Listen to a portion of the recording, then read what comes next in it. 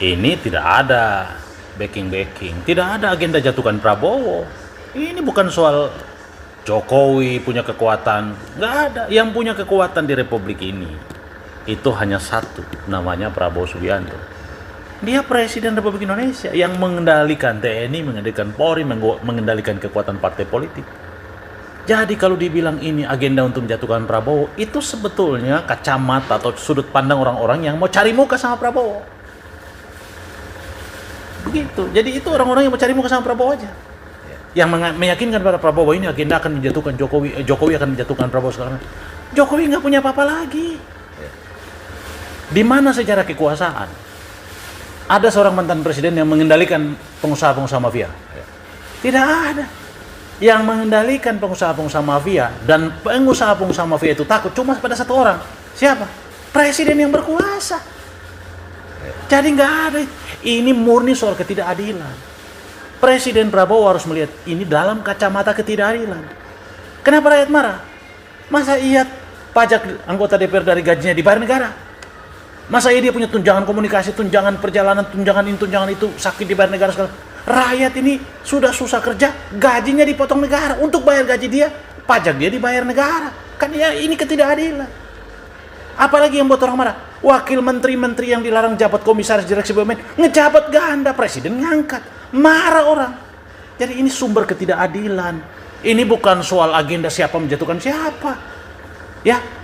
Nah, berikut lagi. Menteri-menteri lingkaran Prabowo ini banyak yang terlibat korupsi yang dilindungi. Ini bukan rahasia umum, orang sudah mengerti semua.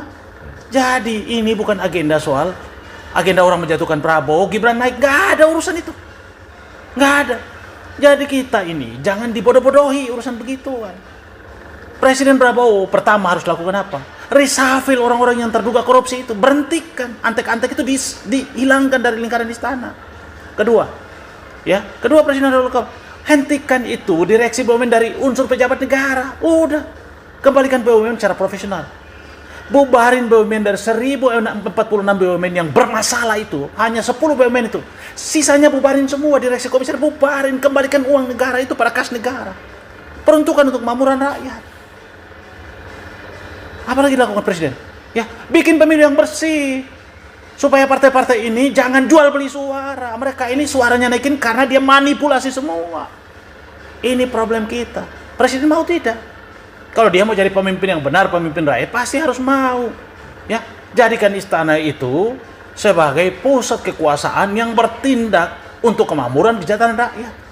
Bagaimana mungkin dia memberi penghargaan pada koruptor di istana di momen 17 Agustus? Ngapain? Beri penghargaan pada keluarganya, pada kroninya. Ya kan ini menyakiti hati rakyat. Guru bidan honorer di kampung yang berjuang mati-matian, mereka harus diberi penghargaan. Jadi sebetulnya apa yang dilakukan presiden itu yang membuat rakyat marah. Sekali lagi kemarahan rakyat itu masih menunjukkan kecintaan pada Presiden Prabowo. Termasuk saya. Kita senang cinta sama Presiden Prabowo. Tapi kalau dia bertindak tidak adil, dia buat sesuatu yang menyakiti hati rakyat, semua orang marah dan saya marah. Kita masih menaruh harapan karena dia belum 1 tahun. Kita masih menaruh harapan. Nah kita lihat mau dia bertindak atau tidak. Jadi ini aksi-aksi ini kalau dia sudah meluas, TNI tidak boleh dipakai. Tidak akan bisa TNI digunakan untuk alat untuk menjadi benteng pertahanan Prabowo. Tidak akan bisa walaupun dia dari unsur TNI. Sudah ada faktanya, Pak Harto tidak bisa menggunakan TNI. Jadi jangan membesar-besarkan itu. Ini